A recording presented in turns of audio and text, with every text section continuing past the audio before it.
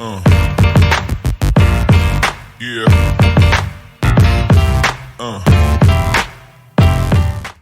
Hey everyone, welcome back to part 2 of this painting tutorial. In this part, I'm going to be painting his pants and the gold and a few little details. So let's get straight into it. To base coat the pants, I'm going to use PHALO blue from SONJAS. I'm just going to do 2 thin coats over the entire pants area.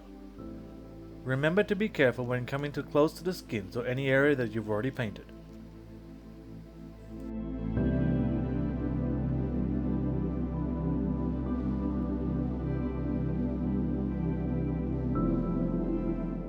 Once the base coat is dried, I'm going to come in with a 50-50 mix of Thousand Suns blue and PHALO blue.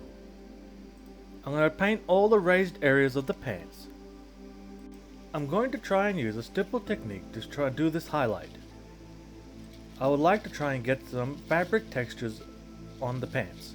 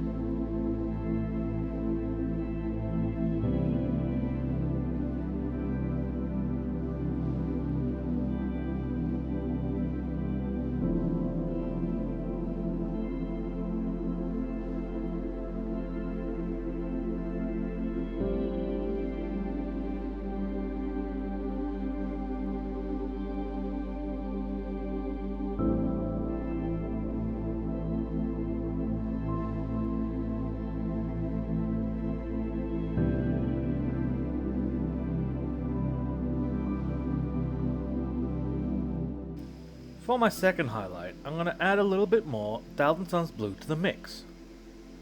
As you can see on the palette, there's 2 tones there, just in case I need to go back and touch up. I'm going to continue highlighting the upper surfaces of the pants, covering less and less area as the highlights get brighter and brighter.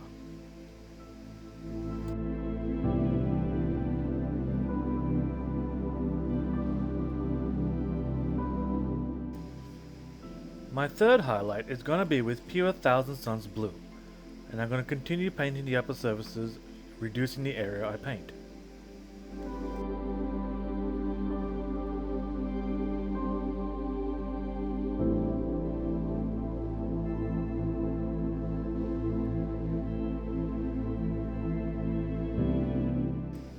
My final highlight is going to be a 50-50 mix of Thousand Suns blue and BAHARROTH blue. I'm going to use this color to do more like an edge highlight and point highlight, still trying to do the stipple technique.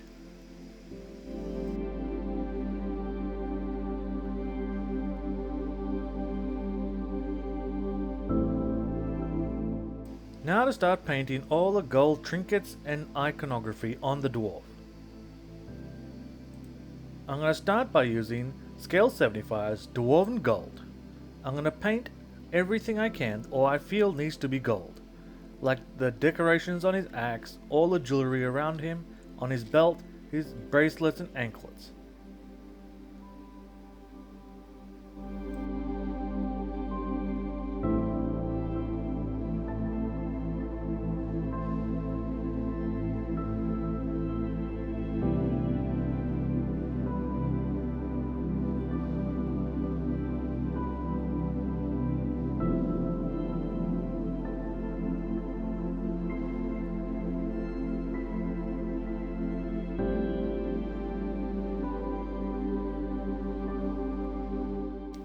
When the Dwarven Gold has dried, I'm going to come in and shade it with DRUCHII Violet from Games Workshop.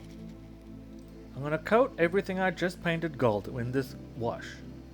I'm going to try and get the wash in all the outlined areas just to give it some separation detail. Be careful when using washes around all the other painted areas. It can easily run out of control and start ruining your model. Take your time and be patient. If you have to do 2 coats, let the first coat dry and do a second one.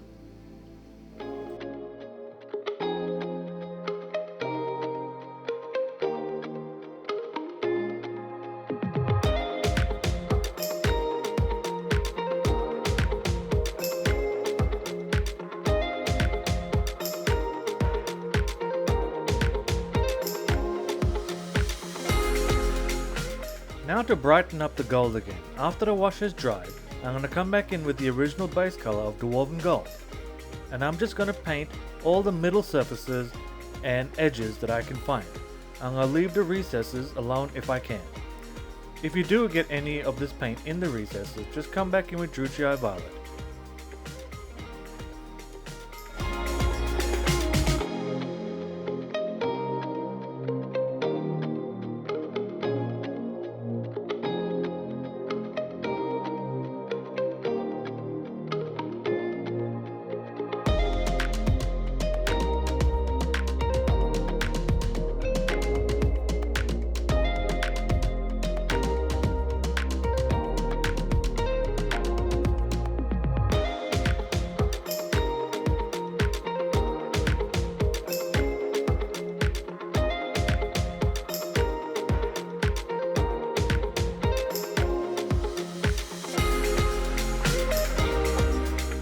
My final highlight for the gold is going to be with Scale 75 CITRINE ALCHEMY.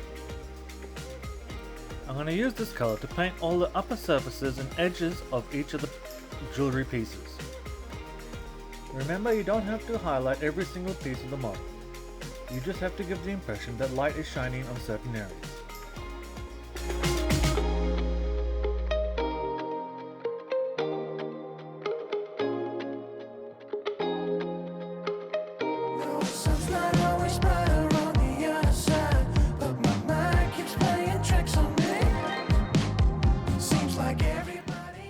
For the cliff edge that the dwarf is standing on, his handle of his axe and his belt, I'm going to come in and paint it with Basilicanum Grey. As I don't want these areas to take up much of the focus of the model, I'm just going to leave them in pure Basilicanum Grey.